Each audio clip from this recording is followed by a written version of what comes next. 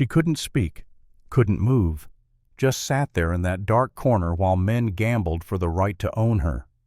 The paper said she was worthless, property, livestock. But when the rancher's cold blue eyes found hers across that smoke-filled room, something shifted. He didn't see cargo. He saw a person still fighting. "Call," he said, laying down his cards. He won her that night. But what he did next changed everything. This is the story of how a worthless bride became a queen. The lamplight in the Dust Devil Saloon was never meant to illuminate anything good. It clung to the smoke that coiled toward the ceiling like the souls of men who had died badly in this room, casting shifting shadows across faces that had long ago forgotten kindness. The air was a thick stew of stale whiskey, unwashed bodies, and the particular desperation that comes when a man realizes he has nothing left to lose. Ethan Blackwood sat at the center table like a monument carved from Wyoming granite. 52 years had etched lines into his face that spoke of hard winters and harder choices, but his hands held the cards with a steadiness that unnerved every man watching. Those hands had built fences, buried a wife, and once upon a time in a war nobody liked to talk about they had killed. The cards moved between his fingers with an economy of motion that revealed nothing, promised nothing, threatened everything. Across from him, Silas Crane was coming apart at the seams. Sweat traced paths through the dirt on his florid face, and his small eyes darted from the pitiful pile of coins in front of him to Ethan's impassive expression, searching for some crack in that stone facade, some hint of mercy that was not there. Silas had lost his land 2 hours ago. His horse 90 minutes past. The hat on his head had gone into the pot 45 minutes before midnight, and now, as the clock behind the bar ticked toward 1 in the morning, Silas Crane was down to his last play. The other men in the saloon had stopped their own games to watch. There was something primal about witnessing a man's complete destruction, something that drew the eye the way a hanging draws a crowd. They leaned forward in the smoke and shadow, their faces, masks of greedy anticipation, waiting for the final act of Silas Crane's ruin. Silas pushed his chair back with a scrape that cut through the low murmur of the room like a knife. His grin was feral, touched with the madness of a man who had already lost everything that mattered and was now gambling with things that should never be staked on a card game. "I ain't done," he rasped, his voice thick with false confidence and real desperation. He fumbled in his coat with trembling fingers and withdrew a piece of paper yellowed and stained, folded so many times the creases had nearly torn through. He threw it onto the pile of coins with a gesture that tried for contempt but landed somewhere closer to defiance. "A deed," Silas spat the words like they tasted foul. "For property from the East. A Chinese girl. Bought her 3 months back from San Francisco." He paused, and his smile became something uglier. "Unbroken," they said, "but worthless as livestock. Still breathing, though. That's worth something." The room fell into a new kind of silence. This was not the quiet of anticipation, but the hush of men confronting something that made even their calloused consciences twitch. In the dim corner near the back door, where the lamplight barely reached and the shadows gathered thick, a figure sat huddled like a sparrow that had wandered into a den of wolves. For the first time since the game began, Ethan's eyes moved. They shifted past Silas, past the leering faces of the crowd, and found her in that corner. She was small, her dark hair hanging in tangled strands around a face that dirt and fear had tried to erase but had not quite managed to destroy. Her eyes, when they caught the light, were deep and dark as midnight, and in them Ethan saw something that made the cold weight in his gut grow heavier. He saw refusal. Even caged, even traded like livestock, even sitting in the corner of this God-forsaken saloon while men gambled for the right to own her, she had not surrendered. Her spine was straight. Her chin, though lowered, was not broken. She was terrified, but she was not defeated, and that made all the difference. A memory flashed through Ethan's mind, sharp and unwelcome. Sarah on her deathbed, her hand barely strong enough to grip his, her voice a whisper that had nevertheless carried the weight of a command. "Don't let the world make you cold, Ethan. Promise me. Stay kind." He had failed Sarah, had ridden 3 days and 3 nights to find a doctor who might save her, and had returned to find her already gone. the bed cold, the room empty of everything but grief. He had failed her in life, but he would not fail her in death. He would keep that promise, even if it cost him everything he had left. Ethan looked at his cards one last time. Then he looked at the deed lying on top of Silas's pile of desperation. He understood with a clarity that came from years of living alone with his choices that there were two kinds of cages in this world. There was the cage of iron and chain where a person was property and had no say in their fate. And there was the cage of promises and protection where a person might have the space to remember they were human. With Silas, that girl in the corner was property. She was livestock. She was worthless. With him, she might have a chance to be nothing at all. And nothing was infinitely better than what Silas offered. "Call," Ethan said. The word fell into the silence like a stone into still water. He laid his cards on the table face up.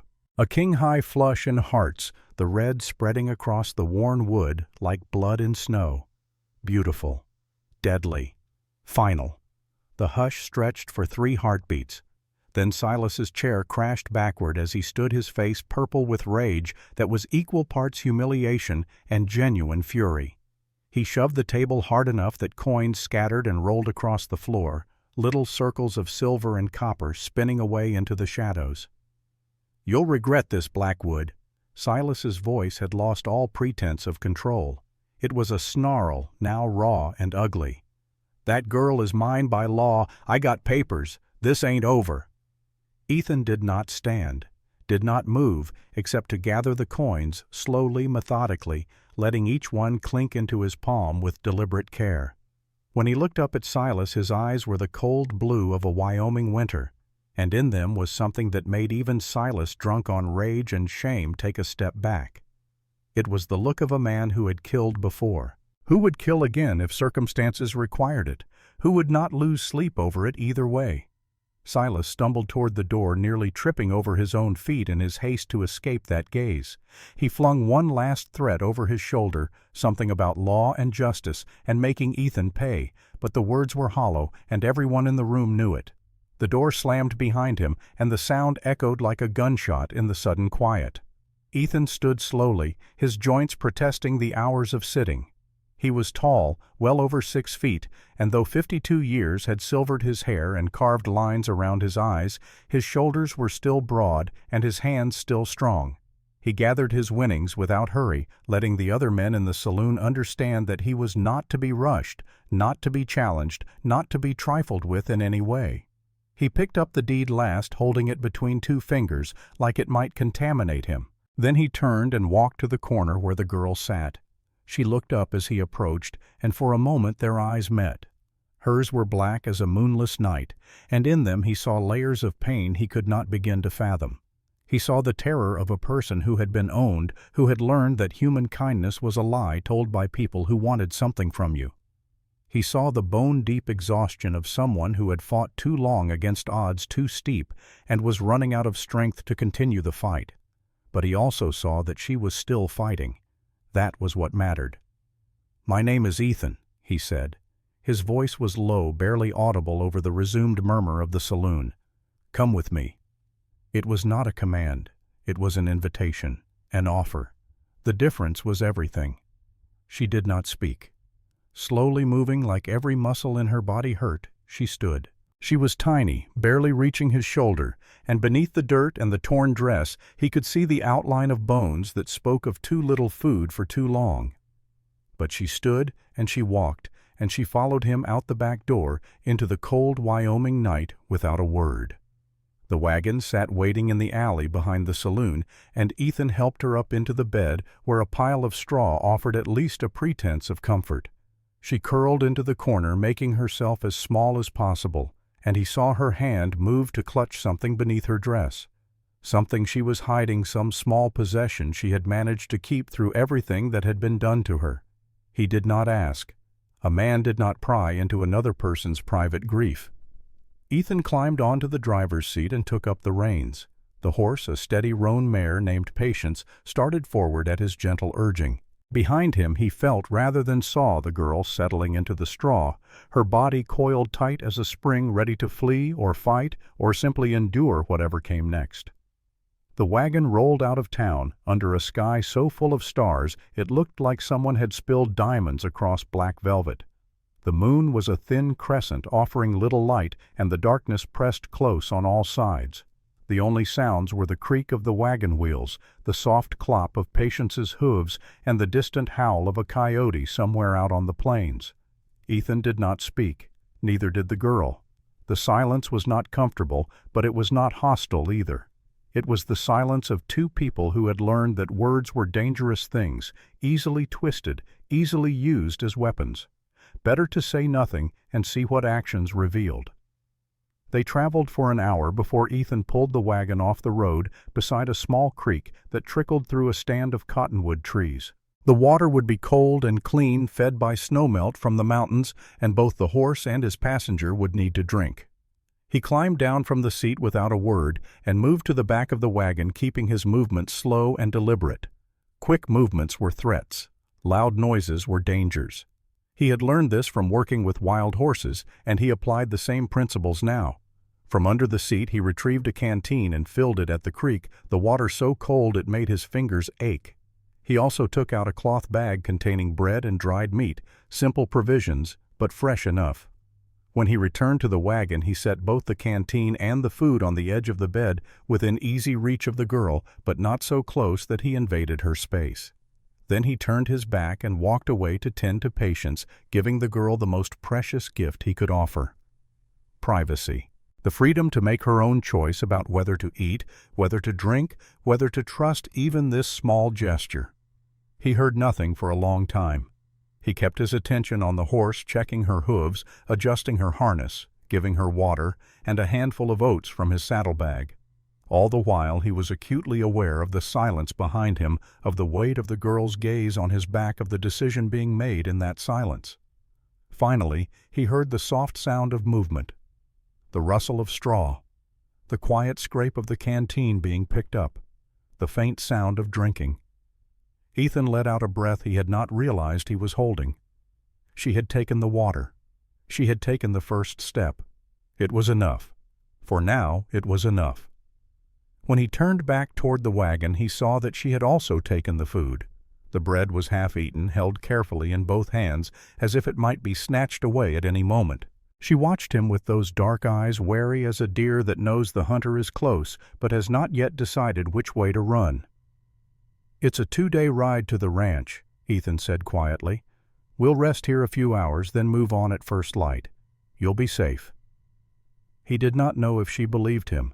Hell, he did not know if she understood English well enough to follow what he was saying, but he said it anyway because it was true, and truth was the only thing he had to offer that was worth a damn. Ethan made his bed under the wagon, using his saddle as a pillow and his coat as a blanket. The rifle lay beside him, loaded and ready. Old habits from the war, from the years when sleep meant vulnerability and vulnerability meant death. He had learned to sleep light and wake fast, and tonight was no different. Above him in the wagon bed, he could hear the girl shifting in the straw, trying to find a position that did not hurt too badly. He wondered what Silas had done to her in those 3 months. Wondered and knew he would likely never ask, never know, unless she chose to tell him. Some wounds were too deep for words anyway. The stars wheeled slowly overhead. A nighthawk called out in the darkness. Patience dozed with her head down, one hip cocked in relaxation. Gradually, Ethan felt the tension in his own body ease slightly. They had made it out of town. They were on their way. Whatever came next, at least they had this moment of relative safety beneath the vast Wyoming sky.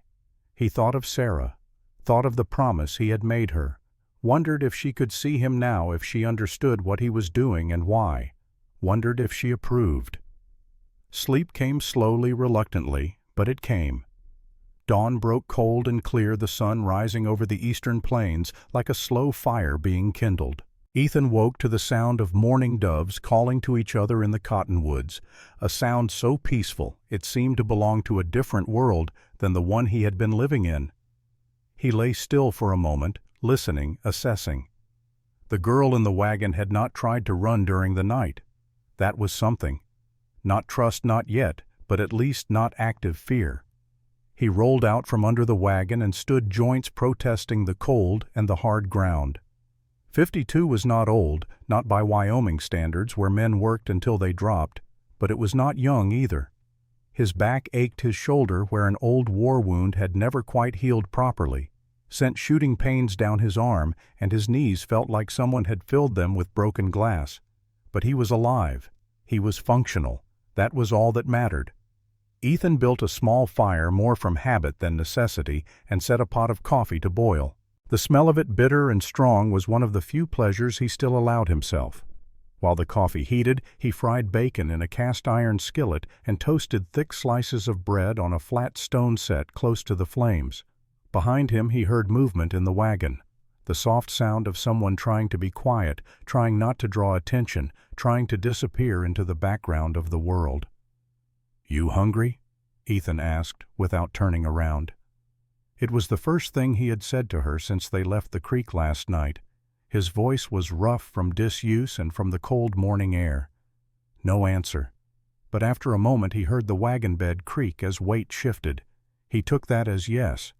Ethan divided the bacon and bread between 2 tin plates, poured coffee into 2 tin cups, and turned. The girl had climbed down from the wagon and stood a few feet away, her posture speaking volumes about her internal conflict. She was hungry desperately so, if the way her eyes fixed on the food was any indication.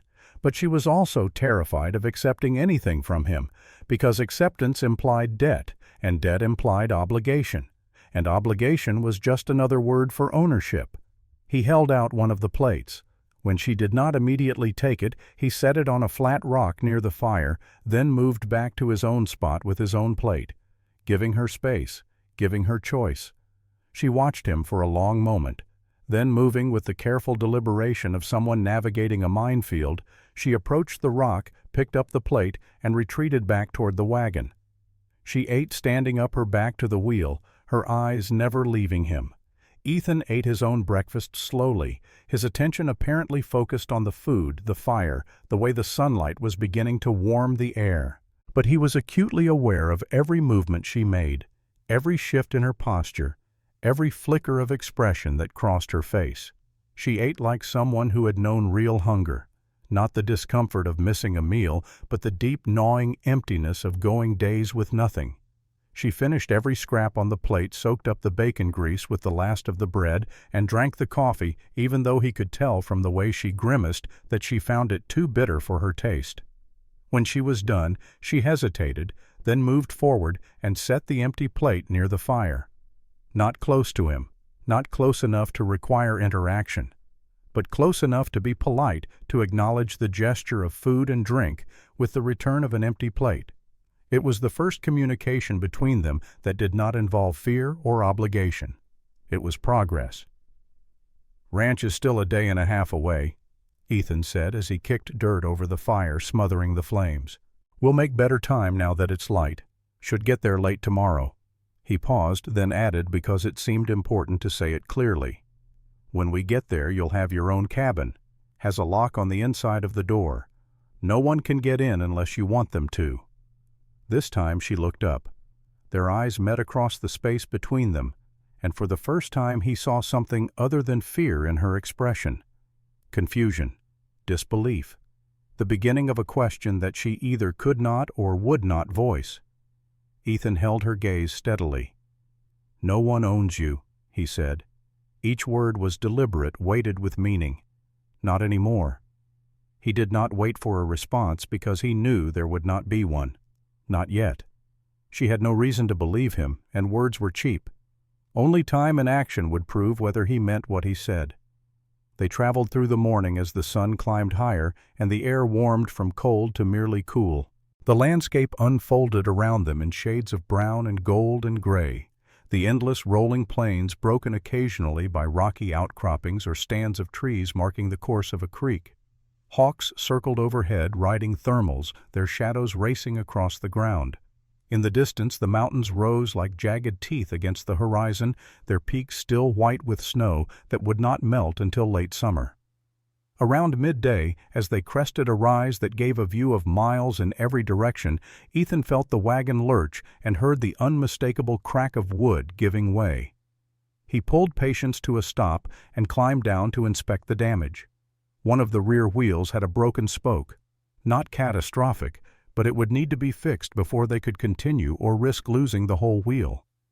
Ethan cursed under his breath, not at the wheel, but at the delay. Every hour they spent on the road was an hour Silas had to sober up to stew in his humiliation, to perhaps decide that a card game was not the final word on ownership. He pulled out his tools from the box under the seat and set to work. The repair was not complicated, just tedious. He had to remove the wheel knock, out the broken spoke shape, a new one from the spare piece of oak he kept for just such occasions, fit it precisely into place, and then reattach the wheel. It would take at least an hour, maybe more. As he worked, Ethan became aware that the girl had climbed down from the wagon and was watching him.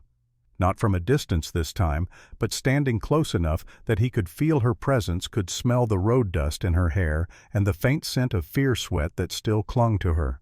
He glanced up briefly, then back to his work. "You can sit in the shade if you want," he said. "This is going to take a while." She did not sit. Instead, she continued to watch his hands as they moved through the familiar motions of the repair, measuring, cutting, shaping, fitting. The work of someone who had built things, fixed things, kept things running through sheer stubborn refusal to let them break. Ethan shaped the new spoke with his knife, working the blade along the oak with smooth, practiced strokes. His hands were large and calloused, the knuckles scarred from a lifetime of hard work, but they moved with surprising delicacy and precision. These were not the hands of a man who took pleasure in violence, though they were capable of it when necessary. These were the hands of a craftsman, a builder, a man who fixed things rather than breaking them. The girl seemed to recognize this. He felt her attention shift from wary surveillance to something closer to assessment, evaluation, as if she was recalculating her understanding of who he was based on what his hands revealed about him. "Hold this steady," Ethan said suddenly, not looking up from his work. He held out a length of wood that needed to be braced while he worked on another part of the wheel. It was a test, not of her willingness to obey, but of her willingness to participate, to be something other than cargo, other than property, other than a passive thing moved from one place to another by forces beyond her control. For a long moment, nothing happened. Then slowly she stepped forward. Her hands, smaller than his but marked with their own scars, took hold of the wood where he indicated. She held it steady, her grip firm, despite the trembling he could feel running through her fingers. They worked together in silence. Ethan did not speak except to give brief instructions when he needed her to shift her grip or hold something at a different angle. She followed each direction exactly, her attention focused completely on the task at hand. Their hands touched once when he reached to take the brace from her. It was a brief contact, his fingers brushing hers as the wood changed hands, but he felt her flinch at the touch as if burned. He pulled back immediately, giving her space, not pressing the moment. When the wheel was finally repaired and reattached, Ethan stood and wiped his hands on his trousers, leaving streaks of dirt and wood dust. He tested the wheel, rocking it back and forth, checking that the spoke was seated properly and would hold. "Thank you," he said, turning to face her. It was the first time he had thanked her for anything, and the words seemed to surprise her as much as they surprised him. "Your help made that easier." She looked at him with those dark eyes, and for the first time since he had won her in that card game, he saw something in her expression that was not fear. It was not trust, not yet, but it was the beginning of something. The recognition that perhaps, possibly, he might be telling the truth when he said he did not own her. They climbed back onto the wagon, Ethan on the driver's seat and the girl in the back, and continued their journey through the long afternoon. As the sun began its descent toward the western horizon, painting the sky in shades of orange and pink and purple, Ethan's mind drifted to memories he usually kept locked away. The war came back to him in fragments. The smell of gunpowder and blood, the screams of horses and men dying in ways no living thing should die, the faces of the Cheyenne women and children who had been in that village when his unit rode through. He had not given the order to burn the lodges. had not fired the shots that killed the innocent, but he had been there, had stood by while others did those things, had not spoken up, had not tried to stop it, had not done a damn thing except follow orders and hate himself afterward. That girl's face, the Cheyenne child who had looked at him through the flames with eyes that asked why, had haunted him for 27 years. He saw her sometimes in his dreams, always burning, always dying, always asking that same question with her eyes. Why did you not save me? Why did you not stop them? Why did you do nothing? He had no answer then. He had no answer now. After the war, he had come home to Wyoming and tried to build a life that might atone for the one he had failed to live with honor. He had met Sarah, a school teacher from Boston, who had come west with a head full of romantic notions and a heart full of genuine kindness. She had seen something in him worth saving, though he had never understood what. They had married, built the ranch together, and for a few years he had almost believed that he might become the man she thought he was. Then Sarah had gotten sick. Consumption, the doctor called it when Ethan finally found one willing to make the long ride out to the ranch. Tuberculosis, a death sentence spoken in Latin to make it sound more dignified. She had lingered for months, growing thinner and weaker, while Ethan rode himself and 3 different horses nearly to death, trying to find someone who could help her, trying to find medicine that might work, trying to do something, anything, to keep her alive. He had failed. Had returned from one last desperate journey to find her already gone, the neighbor women who had been sitting with her having already laid her out and prepared her for burial. He had been too late. Again. Always too late to save anyone who mattered. Sarah's last words to him, whispered through lips that could barely form the sounds, had been a command and a plea. "Don't let the world make you cold, Ethan. Promise me. Stay kind." He had promised, had held her hand and promised, even though he knew it was a promise he would struggle every day to keep. Because the world was not kind. The world was brutal and ugly, and it took everyone you loved and left you with nothing but ghosts and regrets. But he had promised, and a promise made to a dying woman was sacred. For 4 years he had kept that promise as best he could. He worked the ranch alone, spoke to no one but Martha Brennan.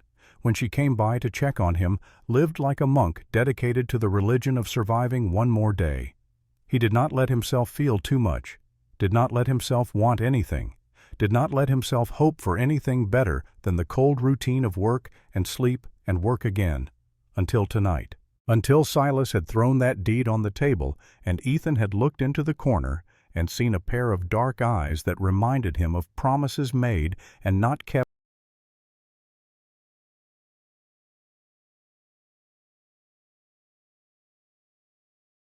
Maybe he could not save that Cheyenne girl. Maybe he could not save Sarah. But he could save this one.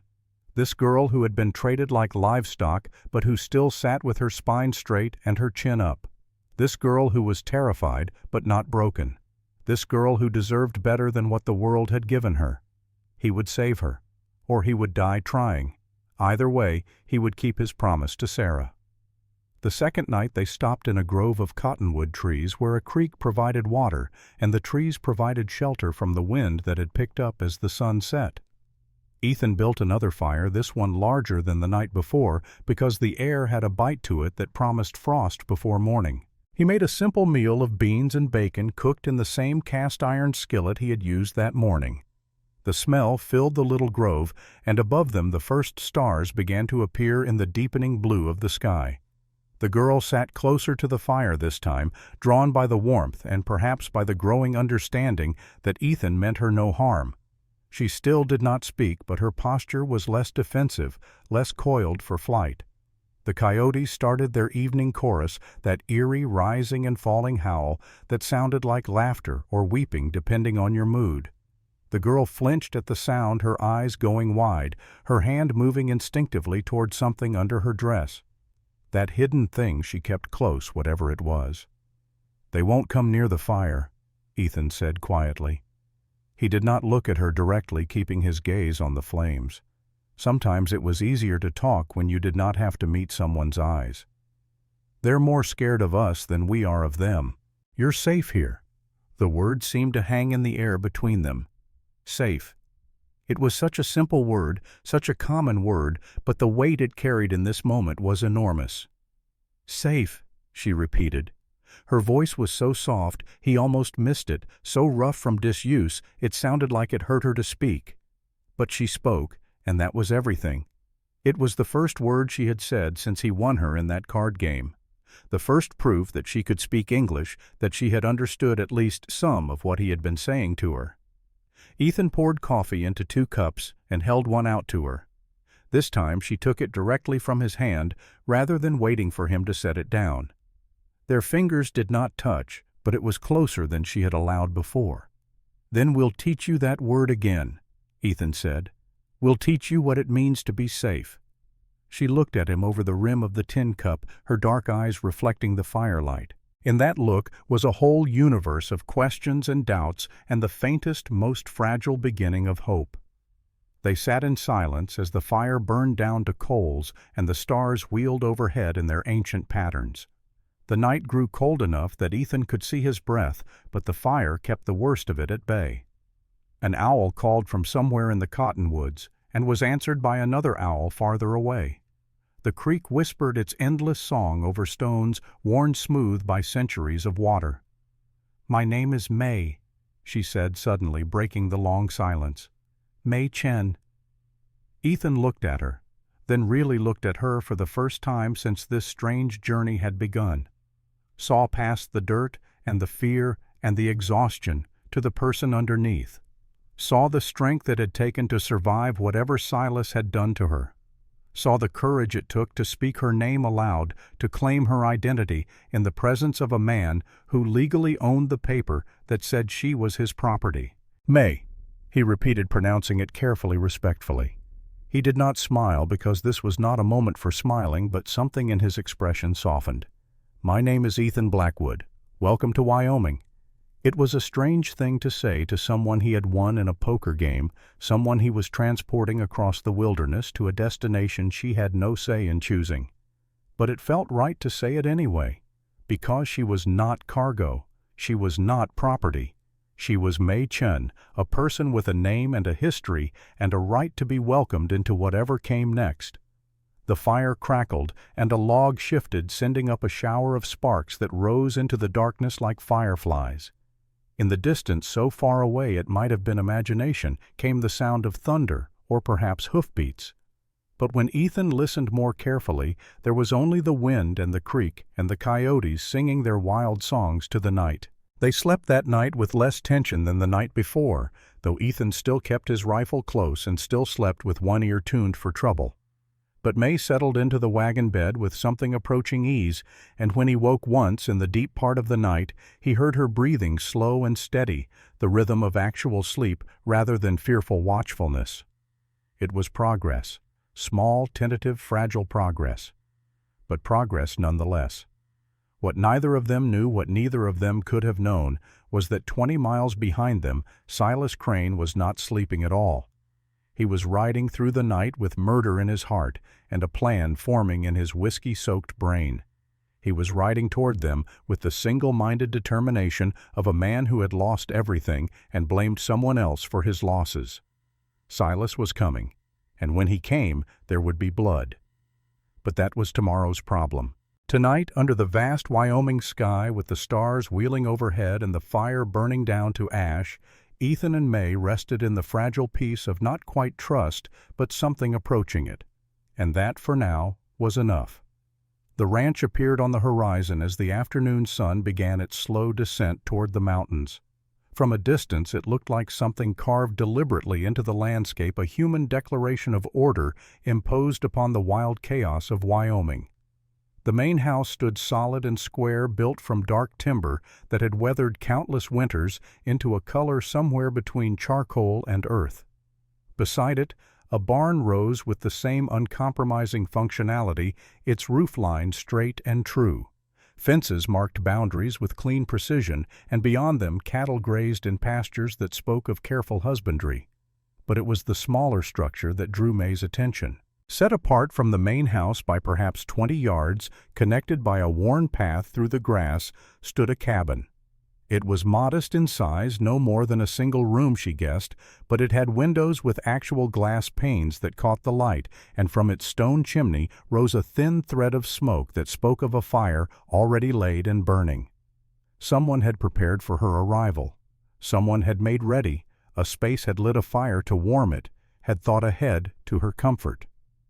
The realization was so foreign to everything May had experienced in the past 3 months that she could not quite process it. Preparation for her comfort implied that her comfort mattered, that she was something other than an inconvenience to be tolerated or a possession to be stored. Ethan guided the wagon not to the main house as she had expected, but directly to the cabin. When he pulled Patience to a stop, he sat for a moment with his hands resting on his knees, looking at the small structure as if seeing it for the first time himself. "Built this for my wife's mother," he said quietly. "She never came, didn't want to leave Boston." He climbed down from the wagon, his movements stiff from 2 days of driving. "Been empty 4 years, but it's sound. Roof doesn't leak. Stove works. Should be warm by now."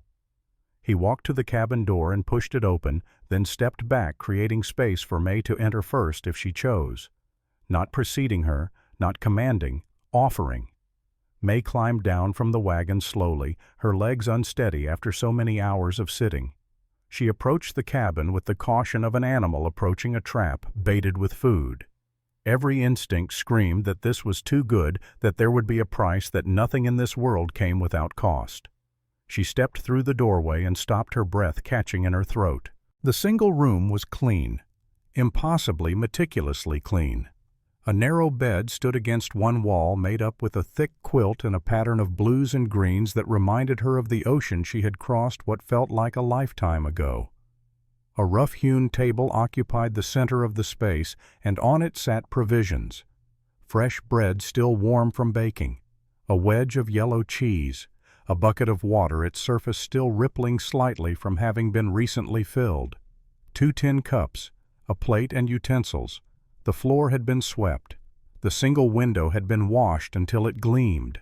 The fire in the stone hearth burned cheerfully, taking the chill from the air and filling the space with warmth and the clean smell of burning wood.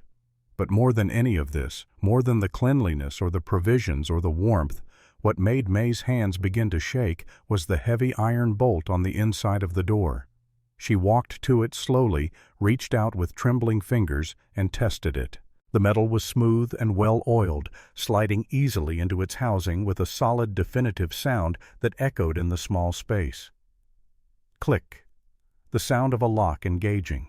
The sound of a barrier that could not be crossed without permission.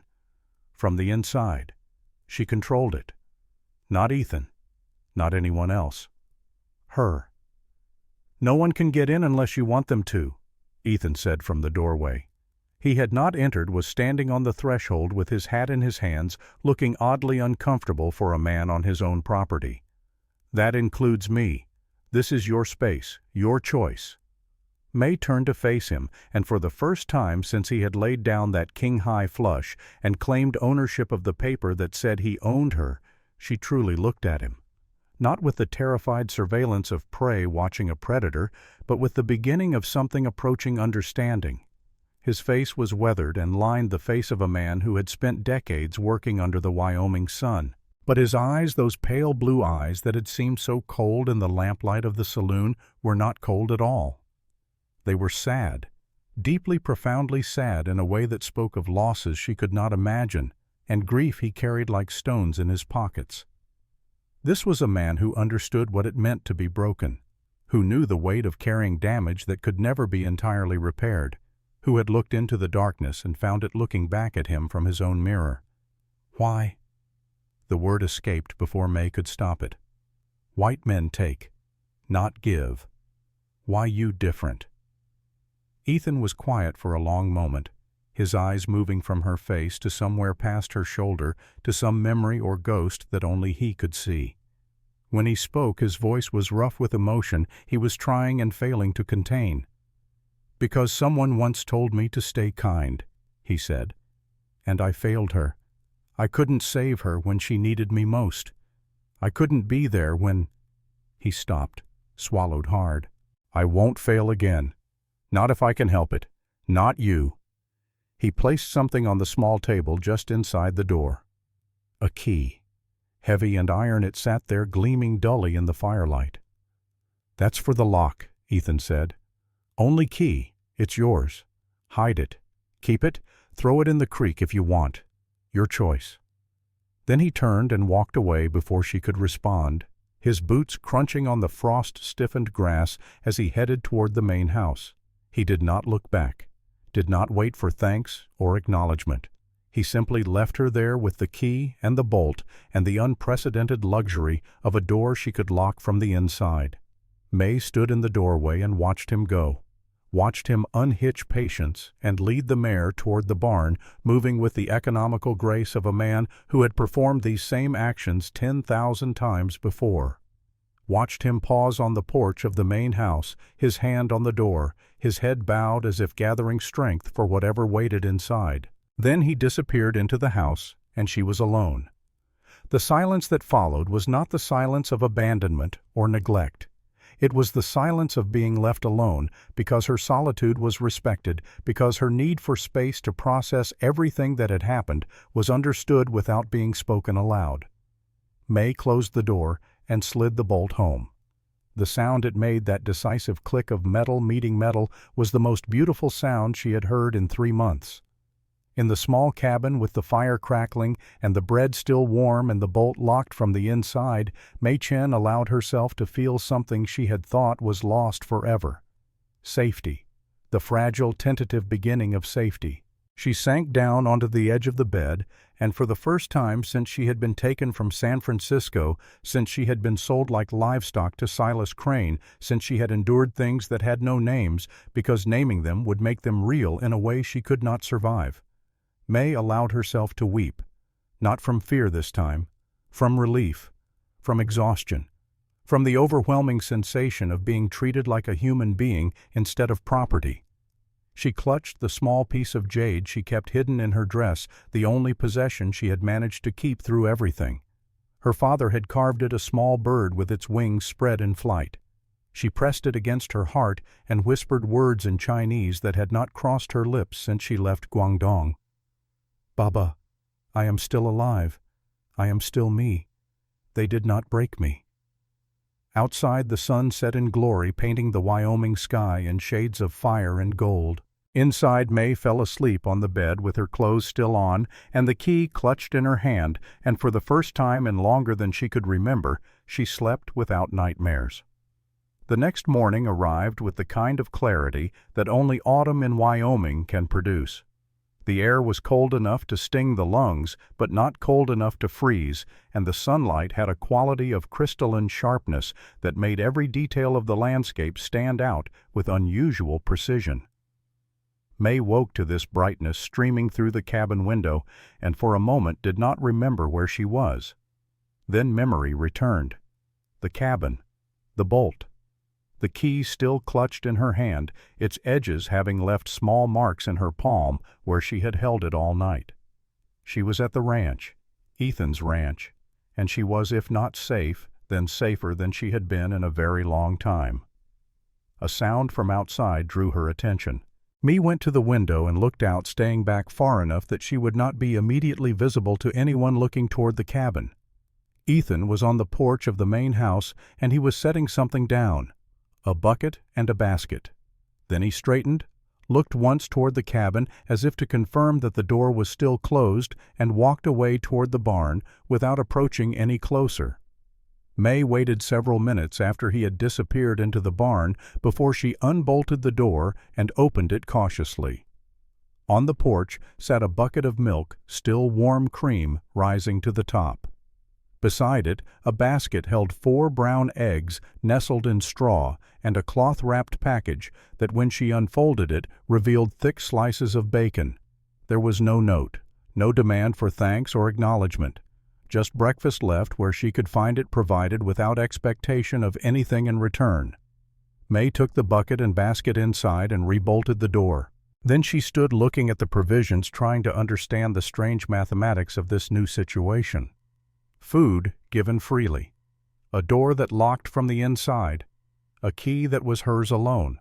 A man who won her in a card game but treated her like a guest rather than property. None of it made sense according to the rules she had learned in the past 3 months. According to those rules, kindness was always a prelude to cruelty. Gifts always came with strings attached. Men who owned you always eventually took what they believed was theirs by right.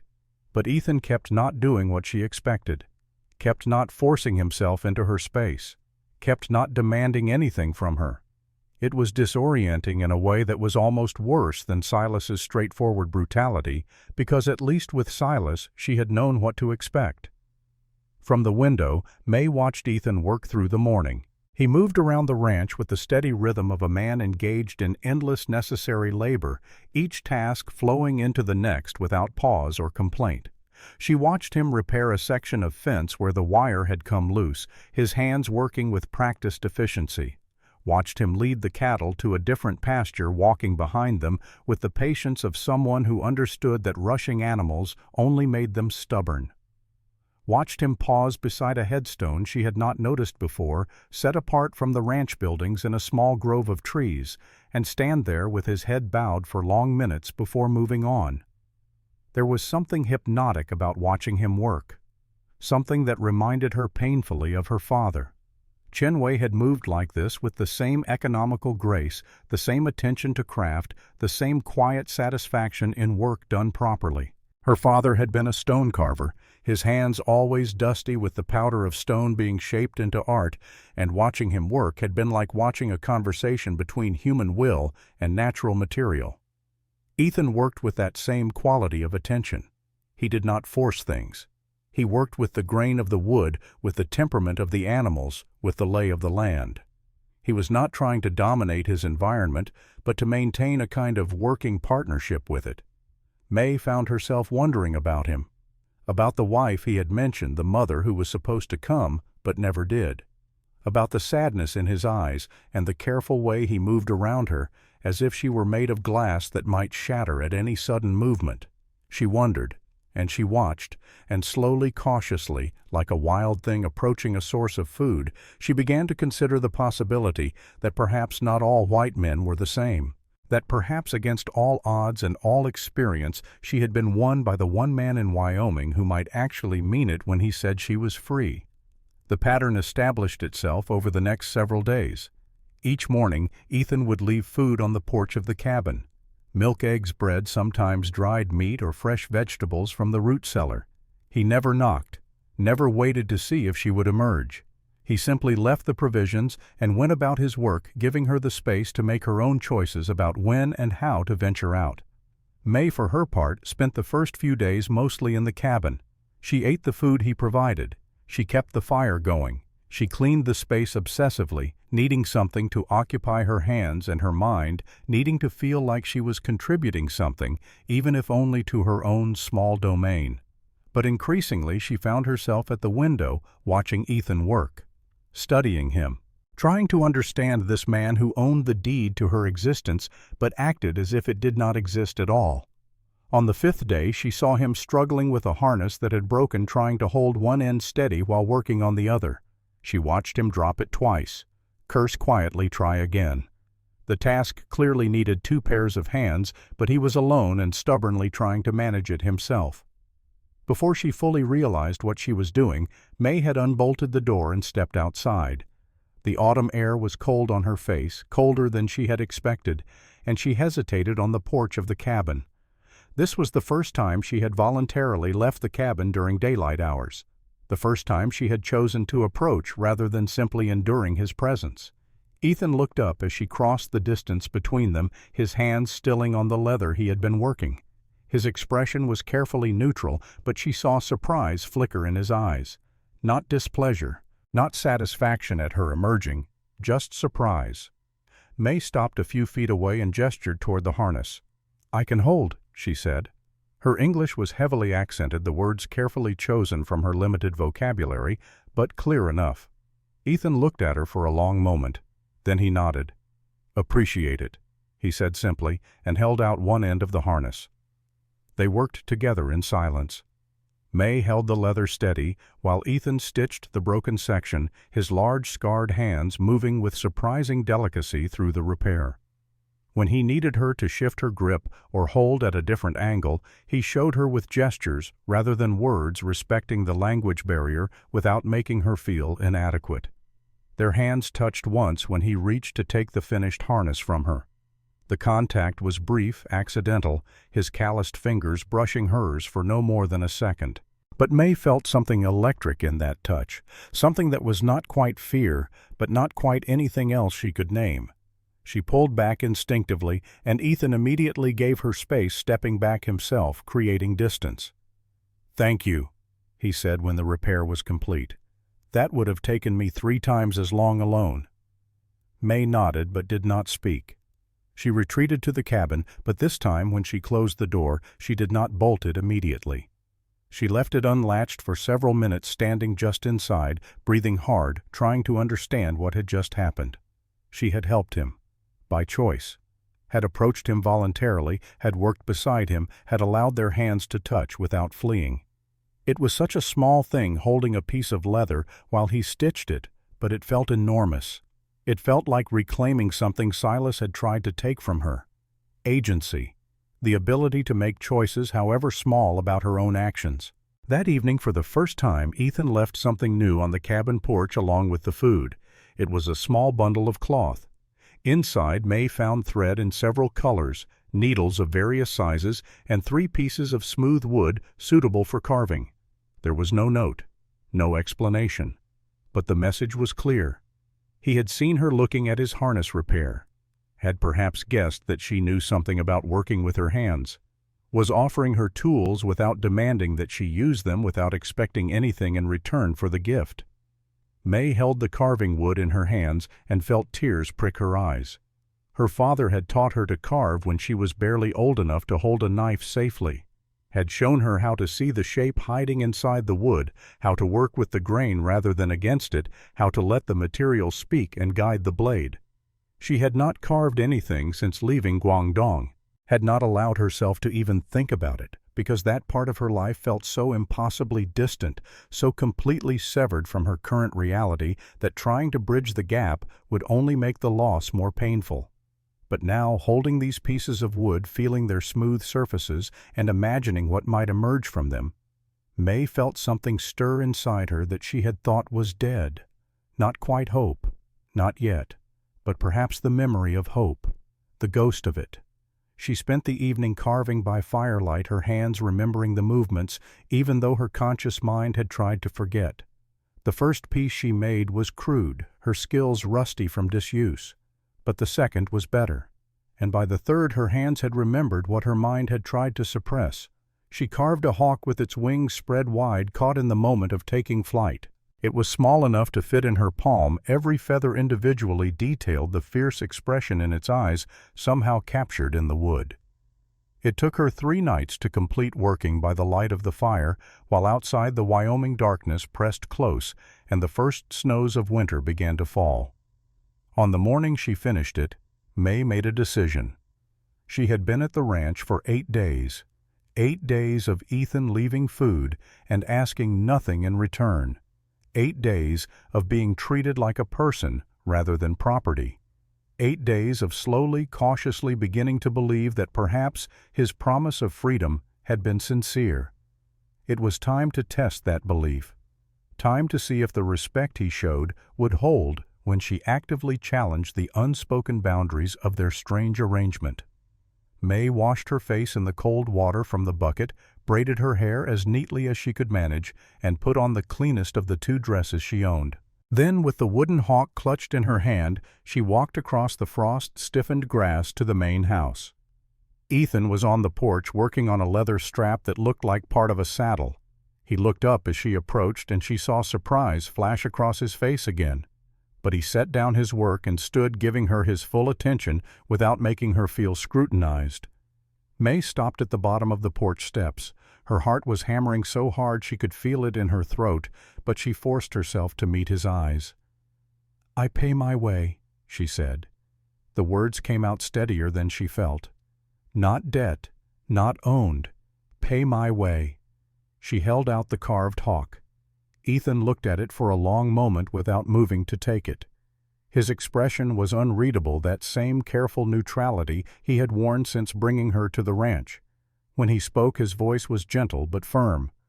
"This is not needed," he said. "You don't owe me anything." May shook her head, insistent. She took a step closer, holding the hawk out more forcefully. "Is needed, for me. I pay my way." It was more than paying for food and shelter. It was about claiming her dignity, about asserting that she was not a charity case, not a burden to be tolerated, not a possession to be maintained. She was a person with skills and value, capable of contributing, deserving of being treated as an equal partner in whatever arrangement this was. Ethan seemed to understand this. Something shifted in his expression, a softening around his eyes that might have been respect or understanding or both. He reached out slowly and took the carved hawk from her hand, his fingers careful not to touch hers this time. He held the small wooden bird up to the morning light, turning it to examine the detail of the carving. His weathered face showed genuine appreciation for the craftsmanship. "This is beautiful," he said quietly. "Your father taught you." May nodded, surprised that he had guessed. "He was stone carver in Guangdong. I learned wood." "He taught you well." Ethan ran his thumb carefully over the carved feathers, and May felt a flush of pride at his obvious appreciation. It had been so long since anyone had looked at her work and seen it as art, rather than as evidence of skills that might have commercial value. He set the hawk on the porch railing with great care, positioning it so the carved eyes looked out toward the mountains. Then he turned and went into the house without a word. May waited uncertain. Had she offended him? Had she crossed some boundary she did not understand? She was about to retreat to the cabin when he emerged again carrying something in his hand. It was a piece of paper. The paper. The deed from the poker game yellowed and creased the ink that declared her his property, still legible in the morning light. Ethan walked past her without explanation, heading toward a fire pit near the house where he sometimes cooked outside when the weather was good. There were still coals glowing from the previous night's fire. He knelt and without ceremony dropped the paper onto the coals. They both watched in silence as the edges curled and blackened. The ink that had defined May's legal status as property dissolved into ash and smoke. The paper seemed to burn forever, and yet not long enough, each second of its destruction a small eternity. When there was nothing left but gray ash floating up into the cold morning air, Ethan stood and turned to face her. His expression was solemn, his pale eyes holding hers with an intensity that made it impossible to look away. "There is no deed," he said. Each word was deliberate, weighted with meaning. "There is no debt. You are free, May Chen. You always were. That paper meant nothing." He paused, and when he continued, his voice was softer. "You can leave whenever you wish. I'll give you money for the stage, help you get to wherever you want to go. Back to San Francisco, to California, anywhere. Your choice." Another pause. Then so quietly she almost missed it. "But winter's coming soon. Roads get dangerous. You're safe here, as long as you want." Then he walked past her back toward the barn, leaving her standing beside the fire pit with the ashes of her slavery drifting away on the wind. May stood frozen, unable to process what had just happened. Free. He had burned the deed, had literally destroyed the only legal claim anyone had to owning her. And he had done it without hesitation, without demanding anything in return, without even waiting for her to thank him. She looked at the ashes floating away on the morning breeze, looked at the cabin with its bolt that locked from the inside, looked at Ethan's broad back as he disappeared into the barn. Freedom was terrifying, more terrifying than the cage had been in some ways, because at least in the cage she had known what was expected of her, what the rules were, how to survive. Freedom was vast and shapeless and full of choices she did not know how to make. But it was freedom nonetheless. And for the first time in 3 months, May Chen was free to choose her own path. She retreated to the cabin and bolted the door, but this time she did not do it out of fear. She did it because she needed time to think, to process, to understand what freedom might mean and whether she had the courage to claim it fully. Through the window she watched Ethan work through the day, his rhythm unchanged by the momentous thing he had just done. He fed the cattle.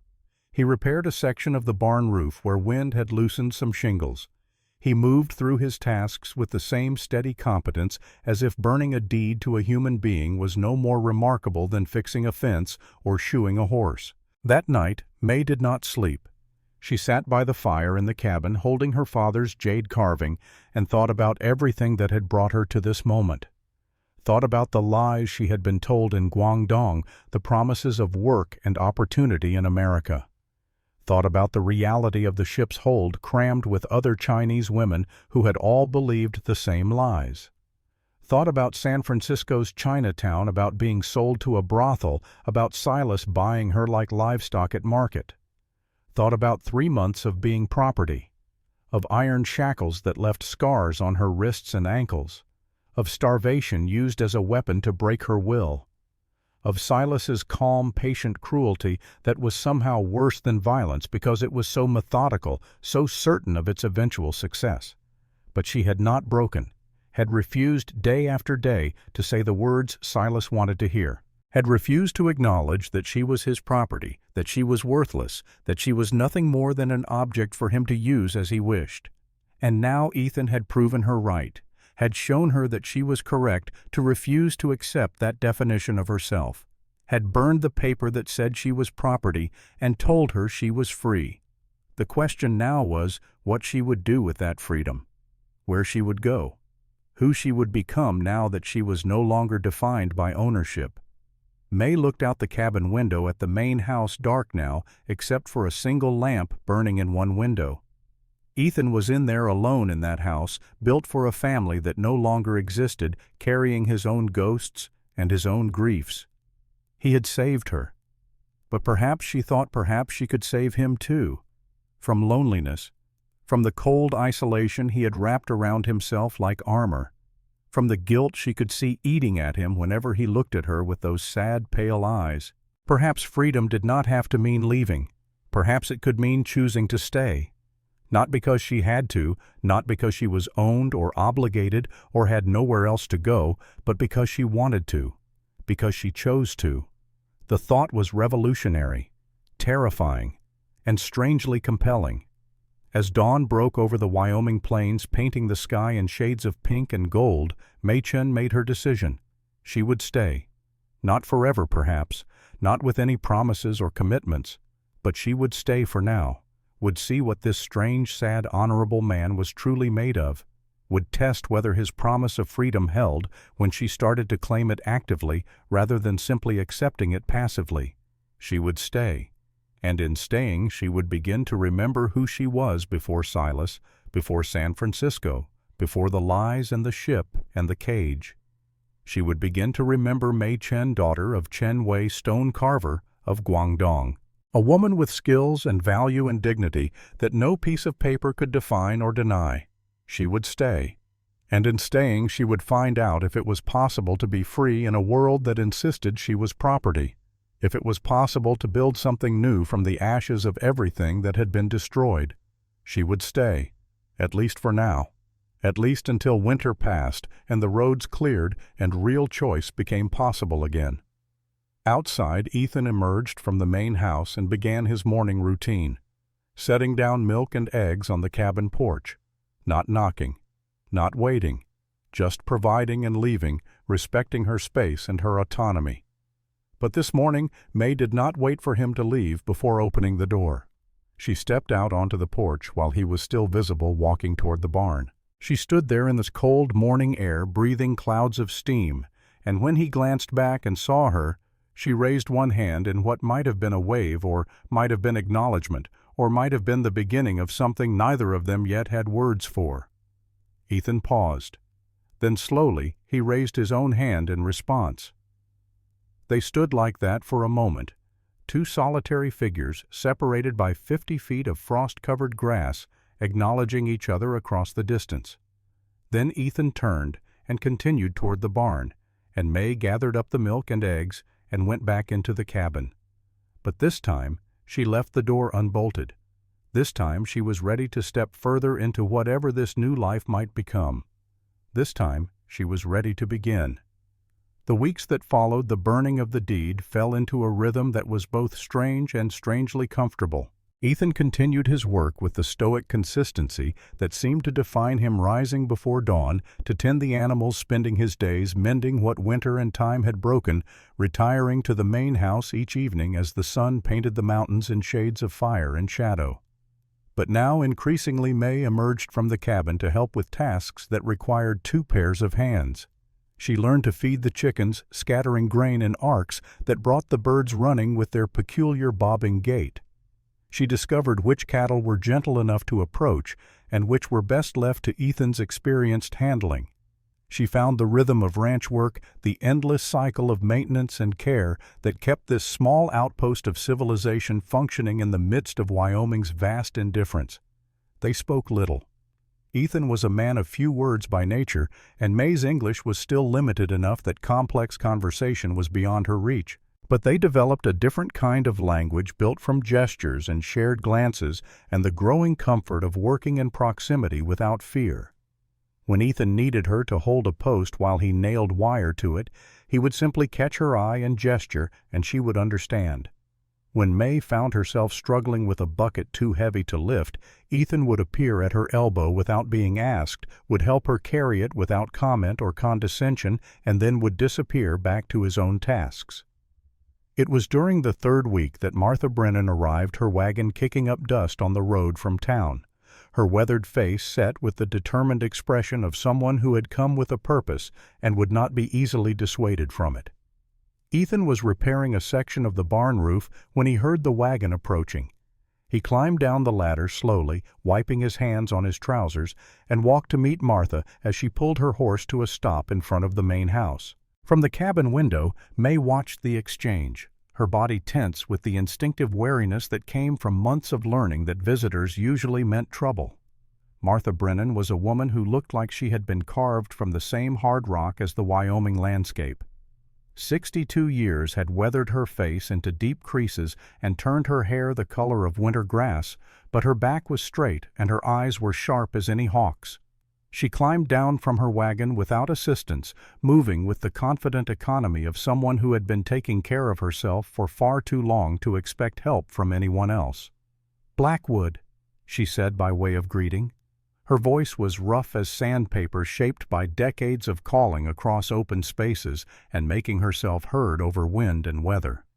"Martha," Ethan replied, his tone carefully neutral. He liked Martha well enough, respected her toughness and her no-nonsense approach to life, but he also knew that she had not driven 3 miles just to pass the time of day. Martha's eyes moved past him to the cabin where a shadow in the window marked May's presence. "Heard you got company. Town's talking." "Town always talks," Ethan said.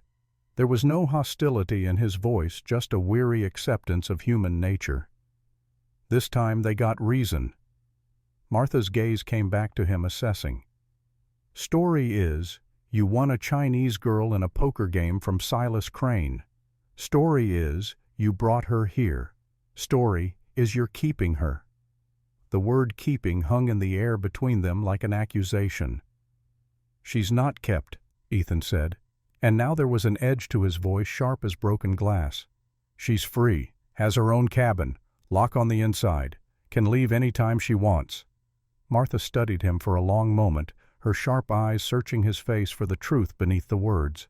Whatever she saw there seemed to satisfy something, because when she spoke again her tone had softened slightly. "Believe you," she said, "but Town don't, and Silas don't. He's been in the saloon every night drunk and mean, telling anyone who'll listen that you stole his property." She paused. "Sheriff's been asking questions too. Wade Garrett's never been particular about doing the right thing when the wrong thing pays better." Ethan felt the cold weight settle in his gut, the same weight he had felt in the saloon when Silas threw that deed on the table. He had known this was coming, had known that burning a piece of paper would not magically erase the ugliness that paper represented. But he had hoped for more time for May to heal, time for her to understand that she really was free, time for winter to close the roads and make it impossible for anyone to come calling with bad intentions. "Let them talk," Ethan said. I've got the law on my side. She's free. No deed, no claim. You burned it, I hear, Martha said. When Ethan's eyebrows rose in surprise, she smiled grimly. Town talks Blackwood. Word gets around. Silas knows you burned it, makes him madder than a wet hen, says you destroyed his legal property. From the cabin, May watched the conversation with growing anxiety. She could not hear the words, but she could read the tension in Ethan's posture, the grim set of Martha's expression. This woman, whoever she was, had brought news that troubled Ethan. And anything that troubled him likely meant danger for May. She was so focused on trying to decipher the conversation that she almost missed the moment when Martha turned and looked directly at the cabin, directly at the window where May stood watching. Their eyes met across the distance, and May felt her breath catch. This woman's gaze was not hostile, but it was penetrating, assessing, taking May's measure in a way that felt both invasive and oddly respectful. Then Martha did something unexpected. She raised one hand in greeting, a simple gesture that acknowledged May's presence and her personhood in a way that the stares of the men in the saloon never had. May, after a moment's hesitation, raised her own hand in response. Martha turned back to Ethan. I want to meet her. Proper.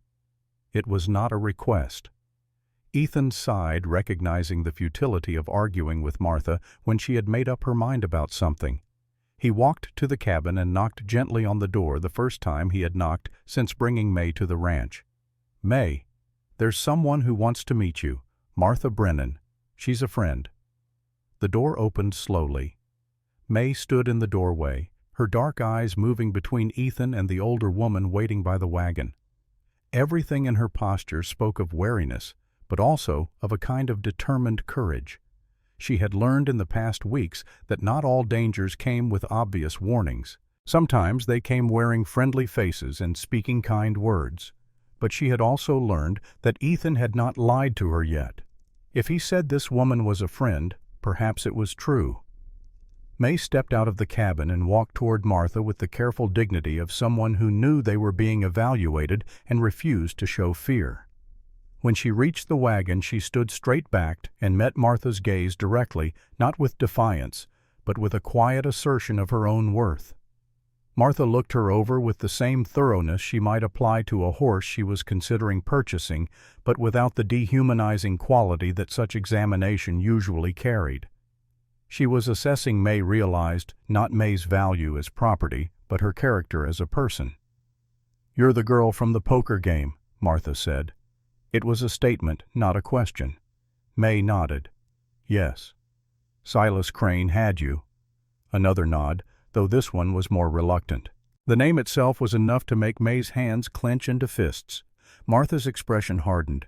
"Silas Crane is a bastard," she said bluntly. "Mean drunk and meaner sober. You're better off here." The words were not gentle or particularly kind, but they carried a weight of absolute sincerity that was more valuable than any amount of false sympathy. May felt something in her chest loosen slightly, some small knot of tension easing. "I think so too," May said quietly. Martha smiled, then a brief flash of warmth that transformed her weathered face. "Good. You got spine. Gonna need it." She turned to the wagon and pulled out a large basket covered with a cloth. "Brought you some things. Cloth thread needles. Woman can't get by without sewing supplies, and I doubt Blackwood thought to provide them." Ethan had the grace to look slightly embarrassed. "Hadn't gotten to that yet." "Men never do," Martha said with a snort. She held out the basket to May. "Take it. Ain't charity. Neighbors help each other out here. That's how we survive." May took the basket carefully, feeling the weight of it. Inside, when she pulled back the cloth, she found not just sewing supplies, but also several lengths of fabric in different colors and patterns. A small mirror, a bar of soap that smelled faintly of lavender, and a note written in a careful hand. The note said simply, "You're not alone." May looked up at Martha, her eyes stinging with sudden tears she refused to let fall. "Thank you," she managed. "Don't thank me yet," Martha said. "Town's not all as understanding as I am. You're going to face trouble, both of you." Her gaze moved to Ethan. You understand that, right? This isn't going to be easy." "Never expected easy," Ethan replied. "Just expected right." Martha nodded as if this answer satisfied her. "I'll do what I can. Talk to folks, make them understand the situation. But you watch yourself. Wade Garrett's in Silas's pocket, and that means the law isn't necessarily on your side no matter what's right."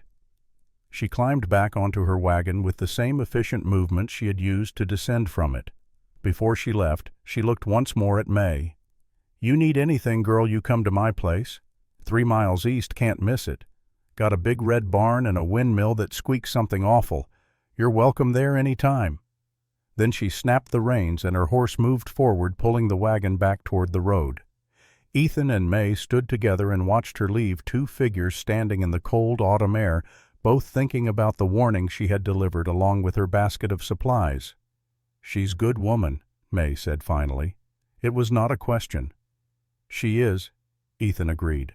"One of the few people around here worth knowing." They stood in silence for a moment longer. Then May spoke again, her voice quiet but determined. "Silas will come." "Won't he?" Ethan did not insult her by lying or offering false reassurance. "Probably. Men like him don't let go of what they think belongs to them." "I won't go back," May said. There was steel in her voice, a core of absolute refusal that made Ethan look at her with new respect. "You won't have to," he replied. "I promised you were free. I keep my promises." The determination in his voice matched hers, and for a moment they stood as something more than rescuer and rescued more than owner of land and person living on it. They stood as allies, as 2 people who had both been broken by the world in different ways and were now refusing to be broken again. "I need to learn shoot," May said suddenly. "Gun. You teach me." Ethan considered this. Part of him wanted to say no, wanted to protect her from the necessity of violence, wanted to keep her safe from having to defend herself because he should be able to defend her. But he recognized that impulse for what it was, a desire to control, disguised as protection. If May was truly free, then she had the right to learn to protect herself, had the right to be capable rather than dependent. "Yes," he said, "tomorrow. I'll teach you." The next morning dawned cold and clear, with frost painting every blade of grass silver, and the sky a blue so deep it looked like you could fall into it and never stop. After the morning chores were done, Ethan set up targets in an empty field behind the barn, lining up bottles on a fallen log at varying distances. May emerged from the cabin wrapped in a wool shawl Martha had included in the basket of supplies, her breath clouding in the cold air. She looked nervous but determined, her dark eyes fixed on the revolver Ethan held in his hand. It was a Colt single action, not the largest gun Ethan owned, but manageable for someone of May's size and strength. He had cleaned and oiled it that morning, checking the action and loading it with care. "Ever held a gun before?" he asked as she approached. May shook her head. "No, never." "All right. First rule, always assume it's loaded. Even when you know it's not, treat it like it is. That keeps you alive." He spent the next hour teaching her the basics: how to hold the weapon properly, how to sight down the barrel, how to squeeze the trigger gently rather than jerking it. May listened intently to every word, her focus absolute. When Ethan stood behind her to help position her arms correctly, she tensed slightly at the proximity but did not pull away. Her first shot went wide, the recoil surprising her and making her stumble back a step. The second was closer but still missed. By the third, she was beginning to understand the relationship between breath and trigger pull, between intention and accuracy. "Good," Ethan said. Again. They practiced until May's hands were shaking from the repeated recoil and her ears were ringing from the gunshots. By the end of the session, she had managed to hit 4 bottles out of 6 attempts, and the look of fierce satisfaction on her face when she shattered the 4th bottle made something warm bloom in Ethan's chest. "You're a natural," he said, and meant it. "Most people take twice as long to get that accurate." "Need to be better," May replied, reloading the revolver with the careful precision he had taught her. "Need to be sure." "We'll practice every day," Ethan promised. Until you're sure. What he did not say, what he did not need to say, because they both understood, it was that the time for needing that certainty was coming soon. The sense of it hung over the ranch like a gathering storm, a pressure in the air that spoke of violence approaching. The storm broke 3 nights later. Ethan woke to Thunder's distressed whinnying, a sound the horse made only when there was genuine danger nearby. He was out of bed and moving before conscious thought caught up with instinct, grabbing his rifle and boots and heading for the door. The night was moonless, the darkness complete except for the stars overhead. Ethan's eyes adjusted slowly as he moved toward the barn, every sense straining for information. Then he saw them 2 shadows darker than the surrounding darkness moving near the barn door. The smell of kerosene cut through the cold air. They were going to burn the barn, with Thunder and the other animals still inside. Rage, cold and focused, flooded through Ethan. He raised the rifle to his shoulder, sighting on the figure holding the torch. "Drop it," he said, his voice cutting through the darkness like a blade. The 2 men whirled. The one with the torch, started to raise his hands in surrender. The other, younger and stupider, went for his gun. Ethan fired. The shot took the young man in the shoulder, spinning him around and sending him crashing into the barn wall with a cry of pain. The torchbearer dropped his burden and stumbled backward, hands now genuinely raised. "We don't want trouble," the torchbearer stammered. "Silas just wanted—" "I know what Silas wanted." Ethan cut him off. His voice was colder than the night air. "And you can tell him this. If he wants a fight, he can come himself. Send hired guns to my property again, and next time I aim for the head. Understand?" The wounded man was on his feet now, clutching his bleeding shoulder and whimpering. His companion helped him onto their horses, and they fled into the darkness, the sound of hoofbeats fading into the distance. Ethan was kicking dirt over the dropped torch when he heard footsteps behind him. He turned to find May running toward him from the cabin, the revolver he had taught her to use clutched in both hands, her face pale but determined. "Ethan," she called, "I heard shot." Then she saw the blood on his arm darken the starlight, and her expression changed from fear to something fiercer. Without a word, she grabbed his uninjured arm and all but dragged him toward the main house. "Inside," she commanded in a tone that brooked no argument. "Now." In the warm light of the main house, May could see that the wound was not as bad as the amount of blood suggested. The bullet had grazed Ethan's upper arm, cutting a deep furrow, but not penetrating. It would hurt, and it would scar, but it was not dangerous. "Sit," May ordered, pointing to a chair. When Ethan hesitated, she added more forcefully, "Sit." He sat. May moved with focused efficiency, gathering clean cloth, boiling water, finding the bottle of whiskey she knew Ethan kept for medicinal purposes. Her hands were steady as she cleaned the wound, ignoring Ethan's occasional hiss of pain when she probed to make sure no fabric from his shirt remained in the cut. As she worked, Ethan found himself watching her with something like wonder. This woman who 3 weeks ago had been too terrified to leave the cabin, who had flinched at every sudden movement, was now tending a bullet wound with the calm competence of a battlefield surgeon. The transformation was remarkable, and it made him realize how much of her true strength had been hidden beneath the trauma Silas had inflicted. "Where you learn this?" he asked quietly. "Mother," May replied without looking up from her work. "She was healer in village. Teach me herbs, how clean wound, how tell if bad or just look bad." She tied off the bandage with a firm knot. "This look bad, but not bad. We'll heal." "Thank you," Ethan said. It seemed inadequate for what she had just done, for the care she had shown, for the way she had run toward danger rather than hiding from it. May finally met his eyes. In hers he saw worry and anger, and something else, something deeper, that neither of them was ready to name. "You could have died," she said, her voice shaking slightly. "For barn, for horse." "For my home," Ethan corrected gently. "For what's mine to protect. That includes you, May. Whether you like it or not, you're part of this ranch now. And I protect what's mine." "Not yours," May said, but there was no heat in the correction. "Free, remember." "Free," Ethan agreed. "But choosing to be here. That's different from being owned. and I'm grateful you chose to stay." The moment stretched between them, heavy with things unsaid. Then May stepped back, breaking the tension. "You need rest," she said. "I go back to cabin." "No," Ethan said. The word came out more forcefully than he intended, and he softened his tone. "Stay here, in the spare room. It's not safe out there tonight. Silas knows where you sleep." May hesitated.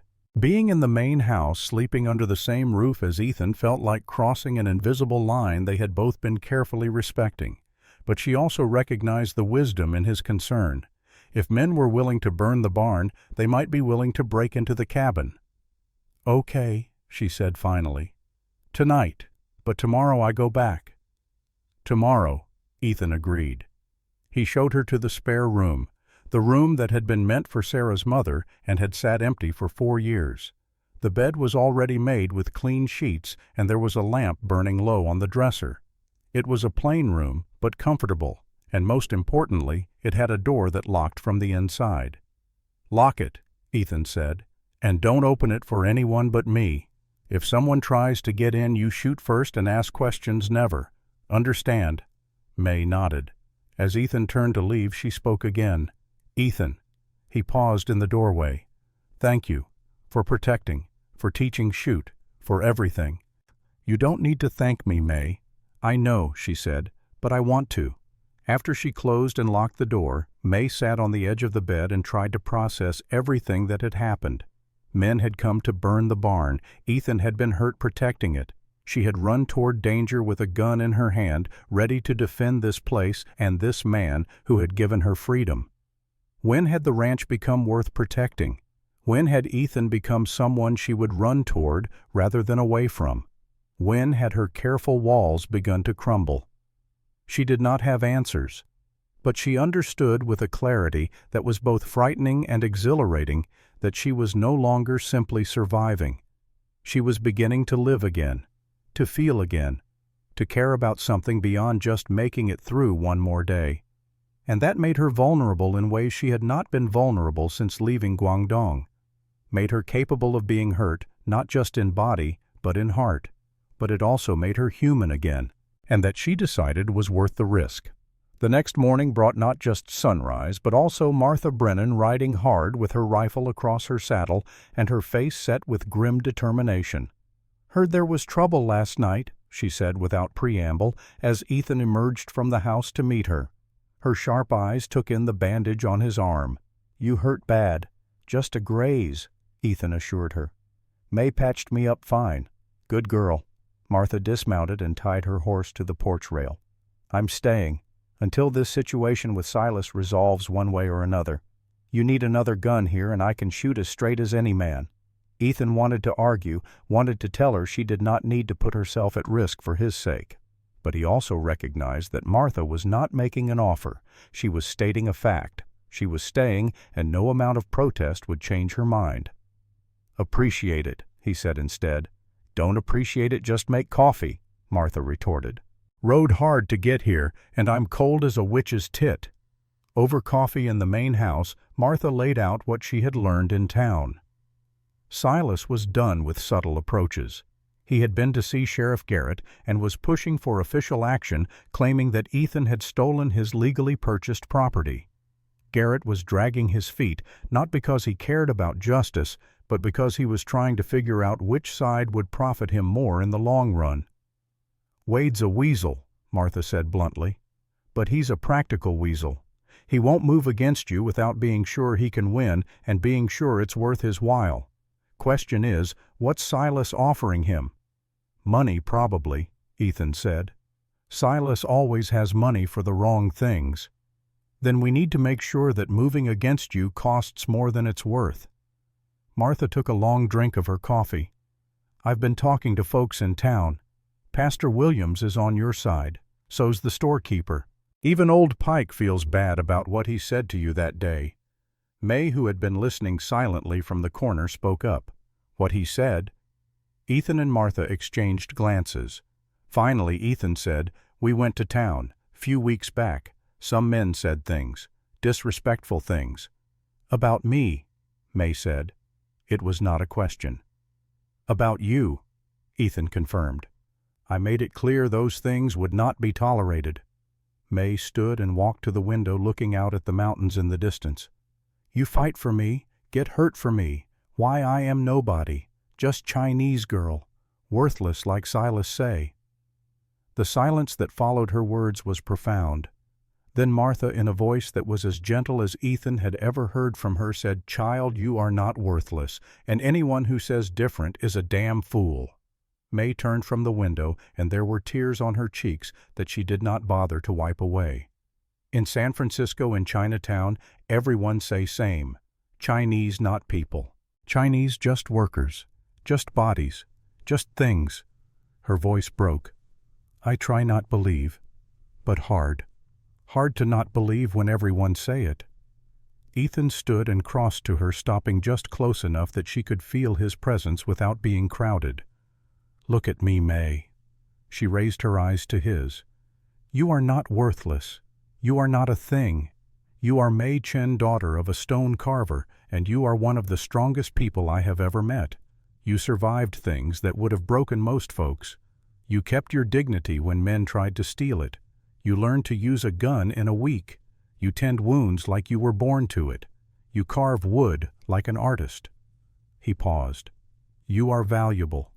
Not because of what you can do for me or anyone else, just because you exist, just because you're human. That's enough. That's more than enough. May stared at him, these words washing over her like water over parched earth. She had not realized how desperately she needed to hear them until they were spoken. How much Silas's constant degradation had wormed its way into her self-perception. How much she had begun to believe the lies. I am not worthless, she whispered, testing the words. No. Ethan agreed. You're priceless. Martha, watching this exchange with shrewd understanding, cleared her throat. Now that we've got that settled, let's talk about what happens when Silas makes his next move. Because he will. Man like that doesn't know when to quit. They spent the morning making plans, preparing defenses, discussing contingencies. Martha would stay in the cabin, giving them 3 points of defense if trouble came. They would keep watch and shifts at night.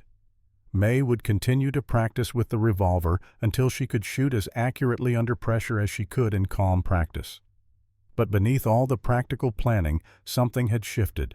The words Ethan had spoken to May, the truth he had made her see about herself, had changed the nature of their relationship. They were no longer rescuer and rescued. They were allies, partners, perhaps in time something more. The days that followed fell into a pattern of watchful preparation. They worked the ranch, but always with awareness of their surroundings, always with weapons within reach. Martha proved to be exactly the reinforcement they needed, her sharp eyes and sharper tongue keeping spirits up even as tension mounted. May continued to practice shooting, and her accuracy improved dramatically. She also began to venture out more to claim space beyond the immediate area of the cabin and main house. She explored the ranch, learned the land, found the places where Ethan's wife had planted flowers that still bloomed despite being untended for 4 years. One afternoon she asked Ethan about his wife, and he took her to the small grove where Sarah was buried. They stood together before the simple headstone, and Ethan spoke of Sarah for the first time since her death. Not about how she died, but about how she lived. Her laughter, her kindness, her belief that people could be better than their worst selves if given the chance. She would have liked you, Ethan said, would have seen what I see, strength, courage, dignity. I wish I could have known her, May said softly. You do know her in a way. Every time I keep my promise to her, every time I try to stay kind, you're seeing her influence. She made me better than I was, made me want to be better than I thought I could be. They stood in silence for a time, honoring the memory of a woman who had shaped the man standing before May now. And May understood that she was not replacing Sarah. She was carrying forward something Sarah had begun, helping Ethan continue to be the man his wife had believed he could be. It was both a heavy responsibility and a profound gift. The confrontation, when it finally came, arrived with the cold precision of a Wyoming winter storm. 2 months after the night attack, as December brought snow and ice to the high plains, a group of riders appeared on the road to the ranch. Silas Crane rode at the center, flanked by Sheriff Wade Garrett and 3 men wearing deputy badges that probably meant nothing. They came in the morning when the sun was high enough to eliminate shadows, but low enough that it was still bitterly cold. Ethan saw them coming from a distance and called for May and Martha.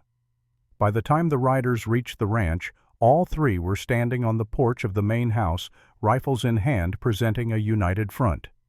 Silas looked worse than Ethan remembered. The past 2 months had not been kind to him. His face was bloated from drink, his eyes were bloodshot, and his hands shook slightly even as he tried to appear confident and in control. "Blackwood," Silas said, attempting a smile that came out more like a grimace. "We can do this easy or hard. Your choice." "Nothing to do," Ethan replied, his voice flat. "You've got no claim here. Go home, Silas." Sheriff Garrett shifted in his saddle, trying to project authority. "Now, Ethan, don't make this difficult. Mr. Crane has legal documentation of ownership. That girl is his property according to the laws of—" "The deed was destroyed," Ethan interrupted. "No deed, no claim.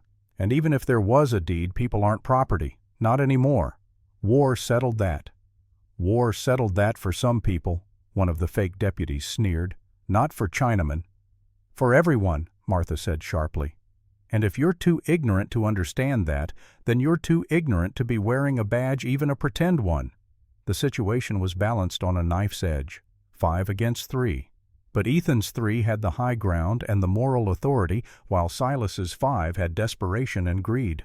Then May did something that changed everything. She stepped forward in front of Ethan and Martha, her rifle held steady in her hands, and she spoke with a voice that carried across the frozen yard with crystal clarity. "My name is May Chen," she said. "I am daughter of Chen Wei Stone Carver of Guangdong Province. I am not your property, Silas Crane. I am not anyone's property. I am a free woman." She pulled up her sleeve, revealing the scars on her wrist from the shackles. "You did this. You tried to break me. You starved me. You told me I was worthless." She lowered her sleeve and raised her rifle fractionally. "But I am still here, still standing, still free." Then she turned to Sheriff Garrett. "You want to uphold law? Then uphold this. No person owns another. I am free, and I choose to stay here. I choose him." She gestured to Ethan without taking her eyes off Silas. The words hung in the frozen air like a challenge and a declaration. Silas's face contorted with rage, turning an ugly shade of purple that spoke of imminent violence or stroke or both. "You don't get to choose," he snarled. "I own you. I paid good money." "You own nothing," Ethan said, stepping forward to stand beside May, not in front of her, protecting her, but beside her as an equal. "And if you can't accept that, then we have a problem." That was when the sound of more horses approaching drew everyone's attention. From the road came a group of riders, and at their head was Pastor Williams, still wearing his Sunday black despite it being a Tuesday. Behind him rode the storekeeper, the blacksmith, and a dozen other townspeople. Even Pike was there, looking shamefaced but determined. Martha grinned. "Told you I'd been talking to folks?" Pastor Williams reined in his horse and surveyed the scene with the calm authority of a man accustomed to mediating disputes. "Silas, Wade, this ends now." "This is none of your concern, Pastor," Garrett said, but his voice lacked conviction. "It's everyone's concern when the law is used as a weapon against the innocent," Williams replied. "Miss Chen is a free woman. She has committed no crime. She has broken no law, and she has stated her wish to remain here under Mr. Blackwood's protection. That is her right." "She's a Chinaman," Silas shouted. "She's got no rights." "She's a human being," Williams said quietly, "created in God's image like the rest of us. If you can't see that, Silas, then the problem is with your soul, not with her status." The townspeople murmured agreement. Garrett looked around, calculating, and clearly did not like what he saw. He was outnumbered, outmatched, and increasingly aware that backing Silas in this would cost him more than he would gain. "Silas," Garrett said reluctantly, "maybe we should go. Sort this out through proper legal channels." "No." Silas was past reason, now past calculation. He went for his gun, yanking it free of the holster with the clumsy desperation of a drunk trying to reload dignity through violence. Three things happened simultaneously. Ethan raised his rifle. Martha swung her shotgun into position. And May, who had spent weeks practicing until her hands cramped, who had learned to shoot through fear and uncertainty until accuracy became second nature, squeezed her trigger with the calm precision Ethan had taught her. The shot took Silas in the hand, shattering bone and sending his pistol flying into the snow. He screamed, clutching his mangled hand, and his horse reared at the sudden movement and noise. Silas tumbled from the saddle and landed in an inglorious heap in the frozen mud. The fake deputies immediately raised their hands, making it clear they wanted no part of whatever came next. Pastor Williams dismounted and walked calmly to where Silas lay groaning and cursing. He picked up the dropped pistol and handed it to the storekeeper. "I believe we have witnessed Mr. Crane attempting to commit murder. Sheriff Garrett, are you going to arrest him, or should we take him to the territorial marshal ourselves?" Garrett looked at Silas, at the townspeople, at the three armed individuals on the porch who had just demonstrated they were perfectly capable of defending themselves. He made his calculation. "I'll take him in," Garrett said, "on charges of attempted murder and illegal use of a firearm." He looked at Ethan. "You'll need to come testify." "Gladly," Ethan said. As Garrett and his fake deputies loaded the still cursing Silas onto a horse and prepared to head back to town, Pastor Williams approached the porch. "Miss Chen," he said, addressing May directly, "I apologize on behalf of those in our community who treated you poorly. You have shown great courage today, both in defending yourself and in defending your choice to be here." May lowered her rifle, her hands shaking slightly now that the danger had passed. "Thank you," she managed. Williams turned to Ethan. "You've made an enemy today, Blackwood, but you've also reminded us what it means to stand up for what's right. Your wife would be proud." After the townspeople departed and the ranch fell quiet again, the three people on the porch slowly lowered their weapons and allowed themselves to breathe. "Well," Martha said into the silence, "that was exciting. Anyone want coffee?" The absurdity of the question asked in Martha's matter-of-fact tone after they had just faced down an armed confrontation broke the tension. Ethan started to laugh, a sound rusty from disuse, and May found herself laughing too, the sound bubbling up from somewhere deep inside that had been locked away for so long she had forgotten it existed. They went inside, all three of them, and Martha made coffee while Ethan and May sat at the table and tried to process what had just happened. "You shot him," Ethan said to May, something like wonder in his voice. "When it mattered, when everything was on the line, you shot him." "You teach me," May replied simply. "Teach me to be strong, to defend, to not be victim anymore." She looked at him with eyes that were finally free of the shadows that had haunted them since the saloon. "You give me freedom. I defend it." Martha brought the coffee and sat down with them. "You two are going to get married, right? Because if you don't, I'm going to be very disappointed. I've put considerable effort into keeping you both alive, and I'd like to see it result in something happy." The directness of the statement made both Ethan and May freeze. They had been dancing around the truth of their feelings for weeks, both aware of them, but neither willing to speak them aloud for fear of disrupting the delicate balance they had achieved. Now Martha, with her typical lack of patience for foolishness, had dragged the unspoken into the light. "Martha," Ethan said, his voice carrying a warning. "Oh, hush," Martha replied. "You're both adults and you both know how you feel. Life's too short and too hard out here to waste time pretending otherwise." She stood. "I'm going back to my place. You two talk. Figure things out. And Ethan, don't be a damn fool twice.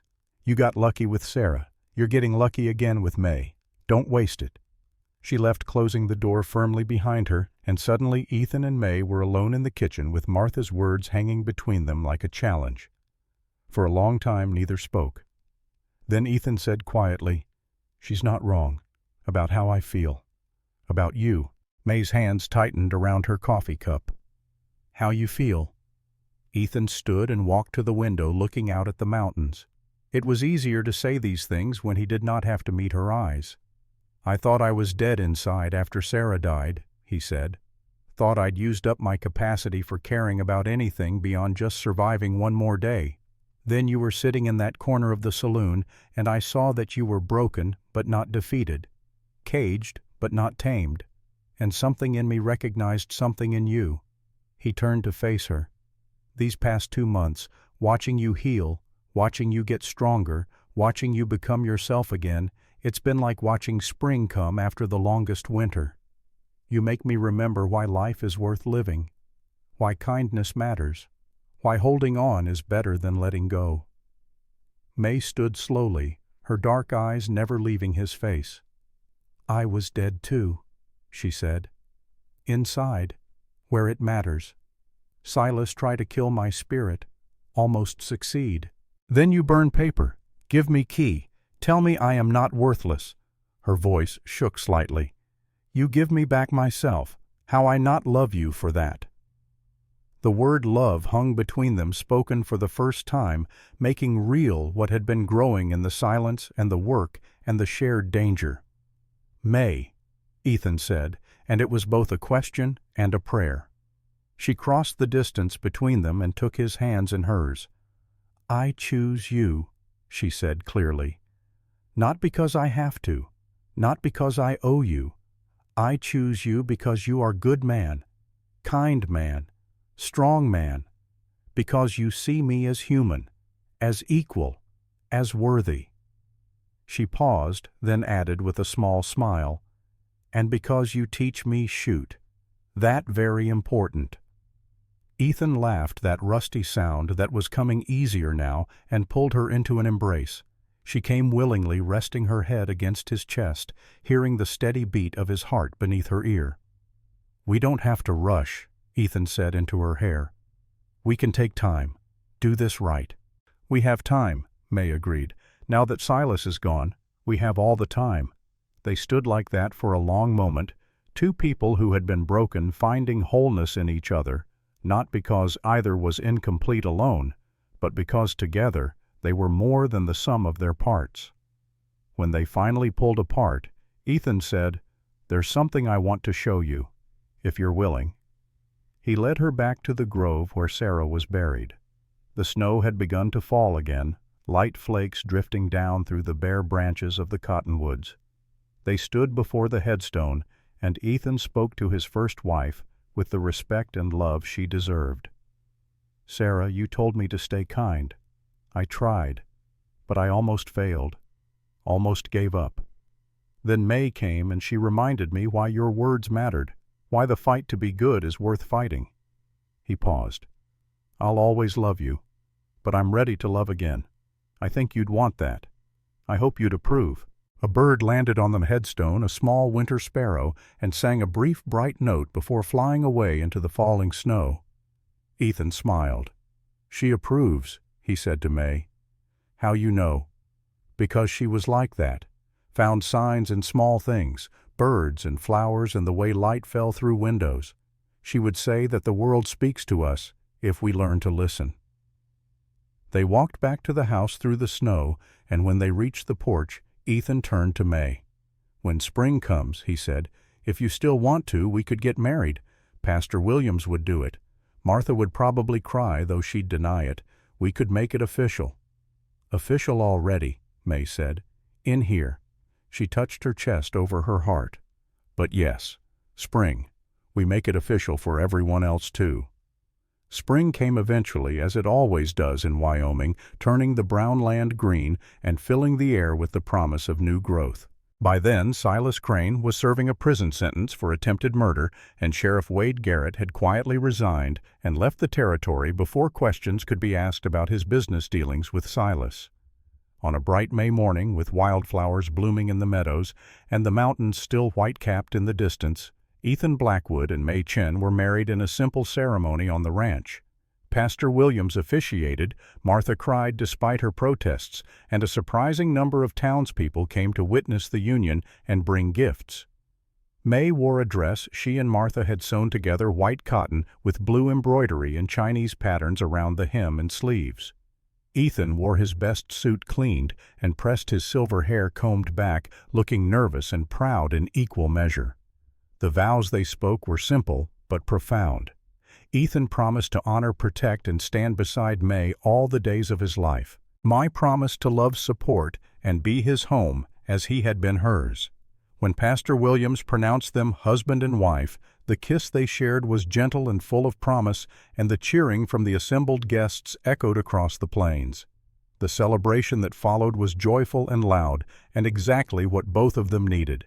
Food and music and laughter, the sound of a community coming together to celebrate not just a marriage, but a victory of human decency over cruelty of love, over ownership of freedom, over bondage. As the sun set and the guests began to depart, Ethan and May stood on the porch of what was now truly their home and watched the sky turn gold and purple and finally dark. "Happy?" Ethan asked. "Very happy," May replied. Then after a pause, "Ethan, I have something to tell you." He turned to look at her, concerned by the seriousness in her tone. "I am pregnant," she said simply. "Baby come in autumn." Ethan stood very still for a moment, processing this information. Then a smile spread across his face, slow and genuine and transforming. "A baby," he said wonderingly. "Our baby." "Yes," May confirmed. "Is okay. I know we not married long." Ethan pulled her into his arms, cutting off her worried words. "It's more than okay. It's perfect. It's everything." He pulled back enough to look into her eyes. "Boy or girl doesn't matter. We'll teach them everything. Ranching and carving and shooting and how to be kind in a hard world." "And Chinese," May added. "Teach Chinese too. Child should know both halves." "Both halves," Ethan agreed. "Perfect." 6 months later, on a crisp October morning, as the leaves turned gold and the first hint of winter touched the air, May gave birth to a daughter. They named her Sarah Chin Blackwood, honoring both the woman who had made Ethan promise to stay kind and the heritage that made their daughter bridge between two worlds. The baby had her mother's dark eyes and her father's determined chin, and from the moment she drew her first breath, she owned both their hearts completely. Martha, who had stayed to help with the birth, held the infant and declared her perfect in every way. "She's going to be a handful," Martha predicted. "Got that look about her, stubborn, like both her parents." "Good," Ethan said, looking at his daughter with wonder. "World needs stubborn women, needs people who refuse to be broken." May, exhausted but radiant, reached up to touch her husband's face. "World has them," she said. "Has us. We show her how." In the years that followed, the story of Ethan and May became something of a legend in that part of Wyoming. The rancher who had won a woman in a poker game and given her freedom instead of taking ownership. The Chinese woman who had refused to be broken and had learned to shoot straight enough to defend her chosen home. Their daughter Sarah, who grew up strong and stubborn and equally comfortable speaking English and Chinese, became living proof that love could cross any boundary that prejudice tried to erect. The ranch prospered. More Chinese immigrants, hearing of the safe haven Ethan and May had created, came seeking work or refuge or simply a place where they would be treated as humans rather than beasts of burden. The Blackwood Ranch became known as a place where a person's worth was measured by their character rather than their race, and that reputation brought them not just workers, but friends. Silas Crane died in prison, bitter and unrepentant to the end. Sheriff Garrett was never heard from again. But Ethan and May lived long lives surrounded by children and eventually grandchildren, building a legacy that had nothing to do with ownership and everything to do with respect, dignity, and the transformative power of seeing another person's worth. On Ethan's headstone, when he finally passed at the age of 78, with May holding his hand, were carved the words, "He kept his promise."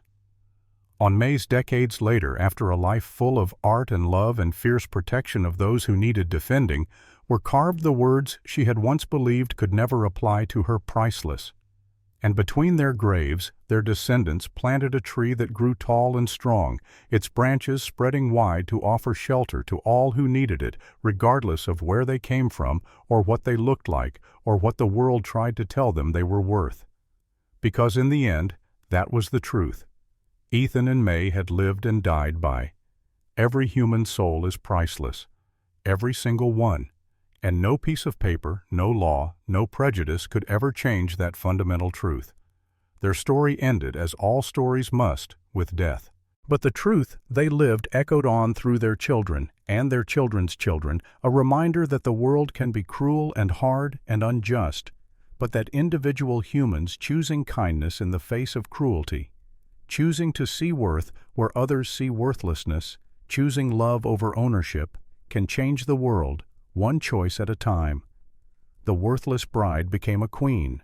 The lonely rancher found his home, and the ranch they built together stood for generations as proof that freedom is not given, but claimed that dignity cannot be stolen, only surrendered, and that love, real love, is always a choice freely made.